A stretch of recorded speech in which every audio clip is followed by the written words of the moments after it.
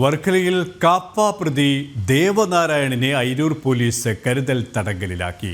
നിരവധി കേസുകളിലെ പ്രതിയാണ് ദേവനാരായണൻ.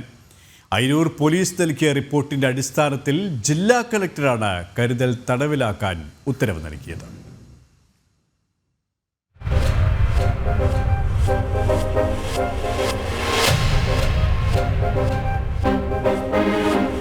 തിരുവനന്തപുരം വർക്കലയിൽ കാപ്പ പ്രതിയെ കരുതൽ തടങ്കലിലാക്കി അയിരൂർ പോലീസ്. വർക്കല അയിരൂർ വല്ലിക്കടവ് സ്വദേശിയായ കല്ലുവിളാകം വീട്ടിൽ 22 വയസ്സുള്ള ദേവനാരായണനെയാണ് കരുതൽ തടങ്കലിലാക്കിയത്. നിലവിലെ കോടതി ഉത്തരവിന് വിപരീതമായി പ്രതി കളമശ്ശേരിയിൽ വീണ്ടും സമാന കുറ്റകൃത്യങ്ങൾ ഏർപ്പെട്ടതിനെ തുടർന്നാണ് നടപടി.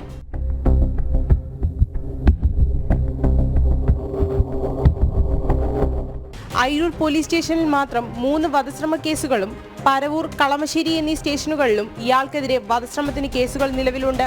അയിരൂർ പോലീസ് സ്റ്റേഷനിലെ ഉദ്യോഗസ്ഥനെ വെട്ടിപ്പരിക്കേൽപ്പിച്ച ശേഷം കൈവിലങ്ങുമായി സ്റ്റേഷനിൽ നിന്നും ഇറങ്ങിയോടി രക്ഷപ്പെടാൻ ശ്രമിച്ച കേസിൽ പ്രതിയാണ് ദേവനാരായണൻ.